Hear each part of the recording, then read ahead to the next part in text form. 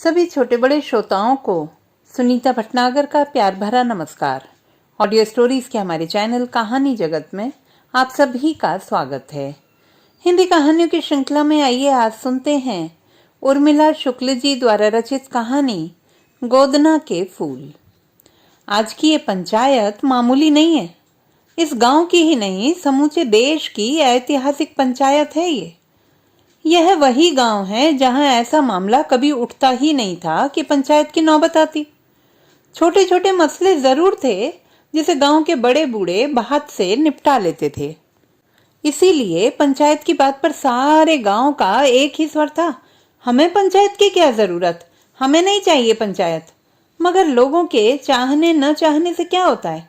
पंचायत बनी और राजधानी से हजारों मील दूर वनवासी गांव मुख्य धारा से कुछ ऐसा जुड़ा कि सब कुछ बदल गया। आज तो उसे हिसाब देना है अपनी जिंदगी का। उसे बताना है कि वह कौन है, उसका धर्म और उसकी जाति क्या है। हैरान है वह।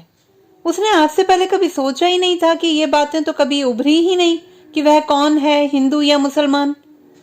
उसके डेरे में हिंदू रीति रिवाज भी माने जाते थे, इसलिए वह हिंदू है, और करीम का साथ होने के कारण वह मुसलमान भी कही जाती है। मगर वह खुद क्या है। कैमरा झांकती है अपने भीतर और अतीत की सीढ़ियां उतरती चली जाती हैं। गांव में हर साल आता था डेरा, देवारों का डेरा। वे घुमक्कड़ थे, उनका स्थायी निवास नहीं था। जिस गांव में डेरा डालते वहीं उनका अपना हो जाया करता था।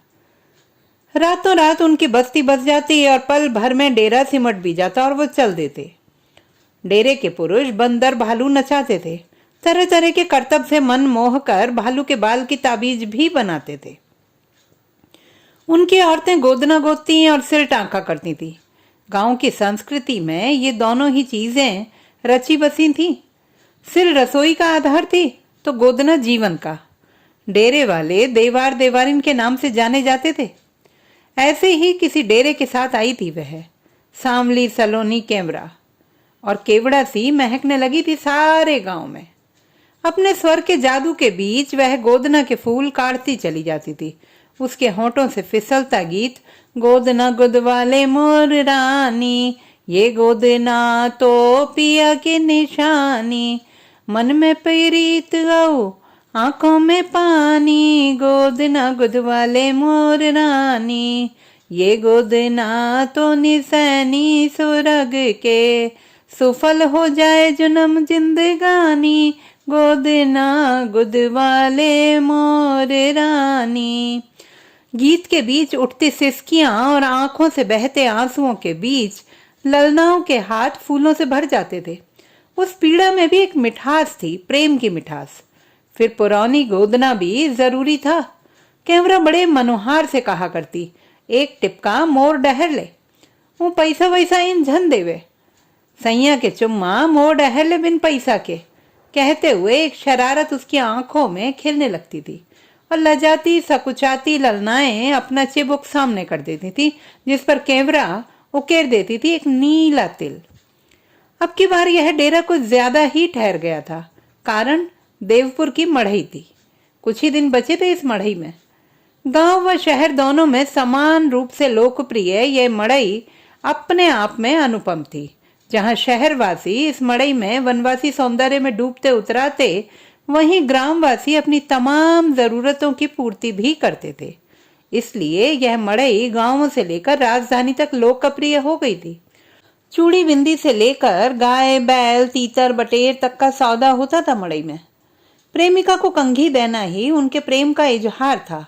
इसलिए मड़ई तरह तरह की रंग बिरंगी कंघियों से भरी रहती थी। डेरे को भी इस मड़ई ने बांध लिया था। गांव गांव भटकने से तो मड़ई में तमाशा दिखाना ज्यादा अच्छा था। यहीं इसी मड़ई में तो करीम मिला था। गोदना गोदती कैमरा और चूड़ियां पहनाते करीम की आंखें मिली थी, फिर अक्सर मिलने लगी थी। करीम को देखते ही कैमरा की शरारती आंखें चमक उठती।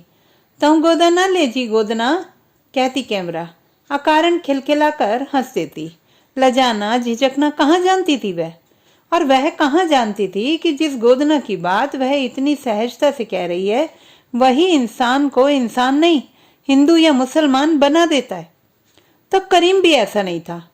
तभी तो उनके मन के तार जुड़ते चले गए थे, दूरियां मिट गई थी और उस दिन दीन ईमान को ठेल कर करीम ने अपनी बाहें फैला दी थी। ले ना, मेरे हाथ में भी गोद ना गोद दे। कहते हुए करीम की आंखों में प्रेम का सागर हिलोरे ले रहा था और उस सागर में डूबती कैमरा ने उकेरे थे फूल, हाथ पर सुई से और हृदय पर अपनी सपनीली आंखों से न जाने कितने फूल।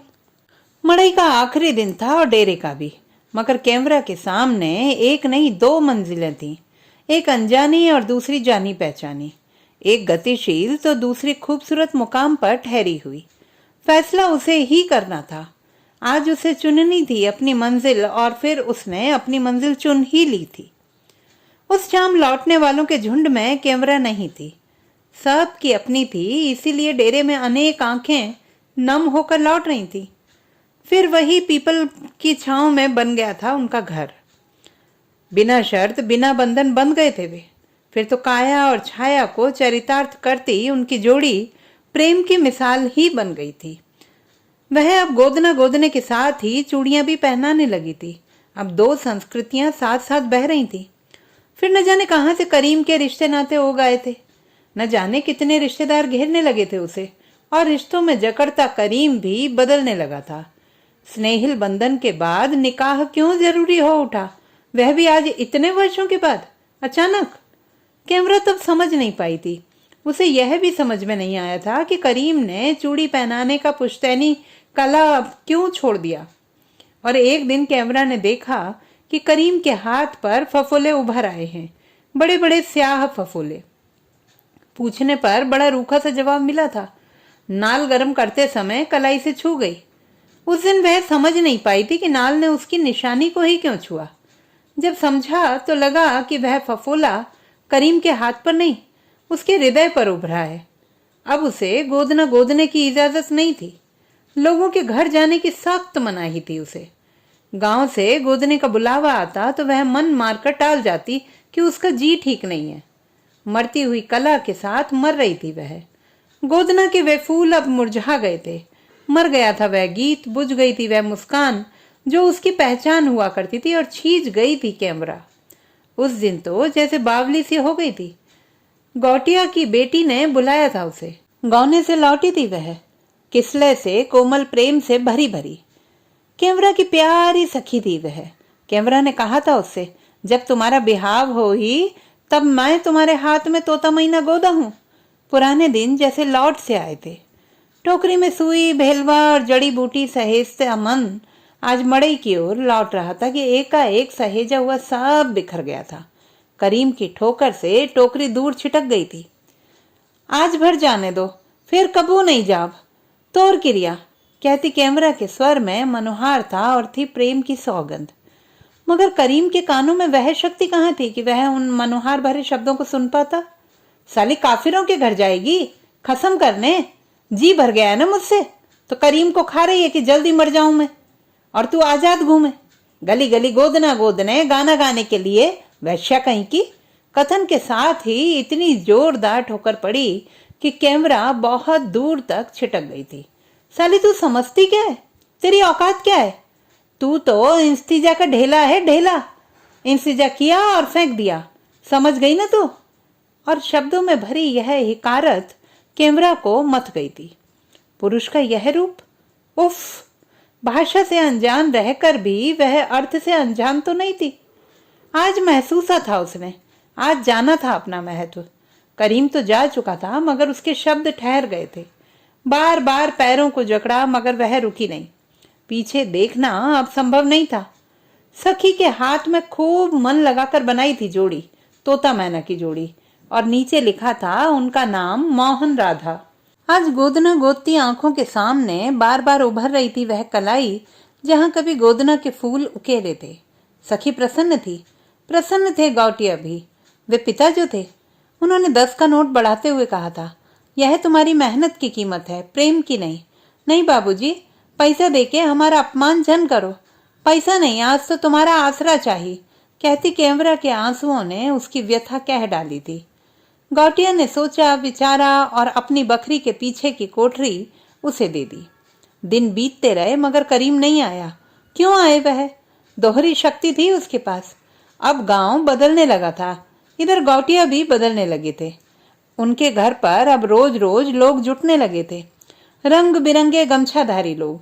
कभी कभी उसकी कोठरी की ओर इशारा भी करते, ठहाके लगाते और चले जाते। कैमरा जानना चाहती थी वह सब, मगर कौन बताता। फिर एक दिन पंचायत ने बुलावा भेजा था। करीम ने दावा किया था उस पर कि वह उसकी पत्नी है, इस नाते से उसे किसी और के घर नहीं, उसके घर में रहना चाहिए। वह समझ नहीं पाई थी कि जिसके इंतजार में वह आज भी पलकें बिछाए है, वह उसे घर ले जाने के बजाय पंचायत में क्यों बुलवा रहा है। अपनी नासमझी में वह गौटिया के पास दौड़ी गई थी। बाबू, देखन ये कागज, भला ये कर का जरूरत है? मैं तो आज तक ओकरे नाव से चूड़ी पहने हैं। गला रुंध गया था। उसे विश्वास था कि गौटिया करीम को बुलाकर फटकार लगाएगा और करीम उसे ले जाएगा, मगर गौटिया ने उस कागज को अपने पास रख लिया था, जैसे वह कोई अमूल्य निधि हो। पंचायत अब बार बार बैठने लगी थी। हर बार उसे एहसास दिलाया जाता कि वह औरत है, औरत, औरत जिसका अपना कोई वजूद ही नहीं है। जिसकी छाया उस पर पड़ जाती है, वह उसी जाति उसी धर्म में शामिल हो जाती है अपने आप। करीम के पक्ष ने पुख्ता प्रमाण दिया कि कैमरा हिंदू तो थी, मगर अब वह हिंदू नहीं है। उसे मुसलमान बनाकर ही उससे निकाह किया गया था, इसलिए अब वह मुसलमान है। इस बात के गवाह थे वे मौलवी जिन्होंने कैमरा को करीमन बनाया था। पंचायत में ऐसी ही लंबी लंबी बहस होती थी। वह दोनों पक्षों की बात सुनती, प्रश्न पूछती, मगर कुछ नहीं पूछा गया उससे। नहीं पूछा गया कि वह अपने आप को क्या मानती है। फैसला तो उसके जीवन का था, फिर भी औरों से पूछा जाता रहा, उससे नहीं। उसके डेरे में तो ऐसा नहीं था। वहां तो औरतें पंचायत का फैसला दिया करती थी।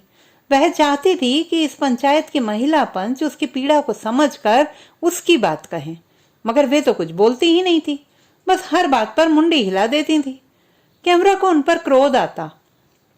क्या सिर्फ मुंडी हिलाने के लिए उसने उन्हें अपना वोट दिया था? डेरे के समाज और इस समाज में बहुत अंतर था। उस अंतर को कैमरा समझने लगी थी। कोई बात नहीं, लड़ेगी, वह अकेली ही लड़ेगी। वैसे भी इस दुनिया में कौन लड़ता है किसी और की लड़ाई? न जाने कितनी जोड़ी आंखें उस पगडंडी पर टिकी थी जिससे होकर आना था उसे, और वह आ रही थी, सर से पैर तक चादर में लिपटी एक काया। पंचायत के बीच आकर ठहर गई थी। करीम के समर्थक गुट ने चादर देखी और खुश होकर टोहका लिया था। दूसरा वर्ग भी निराश नहीं था। चादर तो बाहरी आवरण था। मन जब चाहा ओढ़ लिया और जब चाहा उतार फेंका। बीच पंचायत में खड़ी कैमरा भी देख रही थी उन्हें, उनकी चमकती आंखों को। अब वह अनजान नहीं थी उस चमक से। अब वह कैमरा से रूबरू थी। तुम्हारा नाम? एक पंच ने पूछा था। तुम्हारी जाति, तुम्हारा धर्म क्या है? पंचायत जानना चाहती है कि कैमरा के मन में अंधड़ उठा, मगर वह खामोश ही रही। भीड़ से कुछ शब्द उठे थे, हिंदू मुसलमान देवार। शब्द उछले और फिर खामोश हो गए। शायद कैमरा की आंखों के ताप से डर गए थे। बोलो कैमरा, पंचायत तुमसे कुछ पूछ रही है। ये गौटिया थे, इन नागों के नागराज थे वे। पंचायत कैमरा बाई का बयान चाहती थी ताकि दूध का दूध और पानी का पानी अलग किया जा सके, मगर कैमरा बाई की खामोशी ने पंचायत के इस काम में बाधा डाली। कैमरा के मौखिक बयान के अलावा उसके पास एक बयान और भी है, उसके शरीर पर गुदा गुदना, जो यह प्रमाणित करता है कि कैमरा बाई हिंदू है। पंचायत जानती है कि गोदना हिंदू धर्म की निशानी है। वैसे हमारे देवार भाई हिंदू ही हैं, इसलिए यह पंचायत कैमरा को हिंदू मानते हुए करीम का दावा खारिज करती है। पंचायत अपने प्रमाण के तौर पर कैमरा के शरीर पर गुदे गोदने को सब पंचों के सामने बतौर गवाही रख रही है। एक सदस्य ने सबसे आगे बढ़कर कैमरा की चादर खींच ली थी, मगर यह क्या? पंचायत अवाक थी। सारे शरीर पर फफोले ही फफोले। कैमरा अब भी खामोश थी, मगर फफोले बोल रहे थे। उस क्षण करीम का पौरुष और ऊंचा हो गया था। तूने मेरी लाज रख ली, गर्व से भरा भरा स्वर उभरा था। उसे लगा था जैसे कैमरा ने गोदना के चिन्हों को उसके लिए ही मिटा दिया था। अगर ये ना होती तो आज वह बिखर जाता, समाज को क्या मुंह दिखाता? कैसे सह पाता यह सब? कौन घर? कैमरा के इन शब्दों ने करीम को हिला दिया था। आज कैमरा की यह खामोशी जो बोल रही थी, उसके सामने करीम के वे हिकारत भरे शब्द भी हार गए थे और वह सहम कर पीछे हट गया था। और वह लौट रही थी। उसने गोदना के फूलों को मरने से बचा लिया था। अब वे जिएंगे उसके साथ साथ और मरेंगे भी उसके साथ। वह जिंदा रखेगी उन्हें, कभी मरने नहीं देगी। कैमरा के होंठों पर आज फिर मचल उठा था वही गीत जो कभी उसकी अपनी पहचान था, मगर आज उस गीत में दर्द की लय बहुत ऊंची हो उठी थी। तो दोस्तों, ये थी हमारी आज की कहानी। आपको कैसी लगी कमेंट बॉक्स में लिखना ना भूलें। चैनल को सब्सक्राइब करें, लाइक करें और मित्रों के साथ शेयर करें।